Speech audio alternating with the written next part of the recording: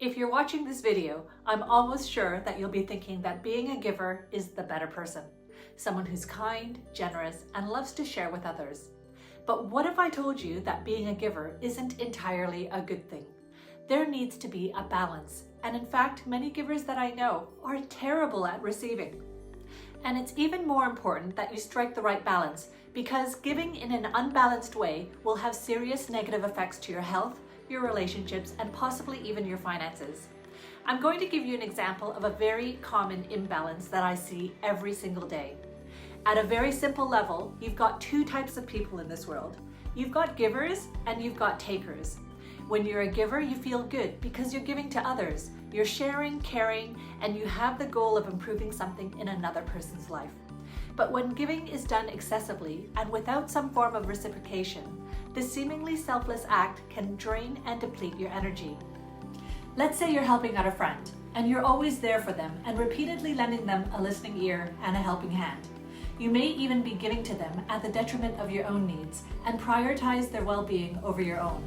As this continues, then over time, you may start to feel that your efforts aren't being appreciated if the giving is only one directional. After all, you being the giver automatically means that your friend is playing the role of the taker. And the longer that this goes on, it can even get to the point where you even feel like you're being taken advantage of. As I mentioned earlier, there needs to be a balance. For example, when you breathe, it's necessary to first inhale before you can exhale. There's a cycle or a balance that's necessary for even the act of breathing to take place. The same goes for the act of giving and receiving. Just like you can't breathe in and breathe in and breathe in without exhaling, giving without receiving and vice versa will also cause an imbalance. When life isn't balanced, this is when life lessons need to be learned. So in the example of helping a friend, the giver could possibly feel completely drained from their excessive giving, and they soon realize the need to look after themselves as well as others. But if this lesson isn't learned and the unbalanced behavior continues, then the lessons get harder and harder until things are brought back into balance. This could be in the form of other people really taking advantage of you to the point where you are forced to stop giving. Another example would be a mother who gives to her family but not to herself. She may give endless love and time to her children, feeding them, spending time with them, and nurturing them. But this also needs to be balanced and not done to the extreme.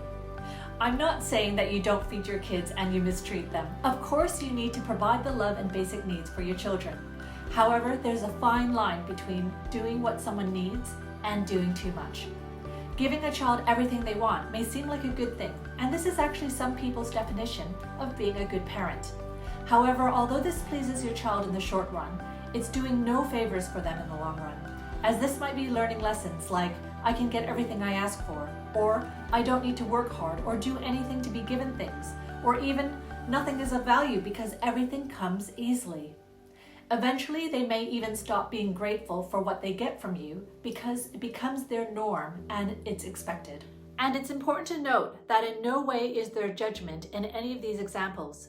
Just as a cake has no fault in being dry because not enough milk was poured into the batter, the child is not bad by learning to appreciate or not to appreciate what they have. The friend is not wrong by accepting your generous help. The boyfriend is not horrible for treating you with disrespect. This is not to say that people aren't responsible for their actions and shouldn't be held accountable if they do something that affects others. But life is a complicated series of causes and effects, along with personalities, character traits, tendencies, values, and experiences that all contribute to how life unfolds. Back to the example of being a giver.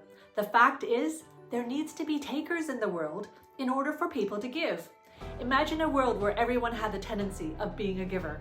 No one would feel right to receive, and people would start to form personality complexes from not understanding why people weren't accepting their kindness. Excessive givers can also eventually find that others aren't very giving. For example, you could be a giver who doesn't accept help from others, and once someone wants to reciprocate and do something for you, you refuse the help and insist on being the one to give. Once you reject the kindness, you're giving the signal to the other person that you don't need help, and it may not be offered again. Not because they don't want to be kind, but because they don't think that you need it.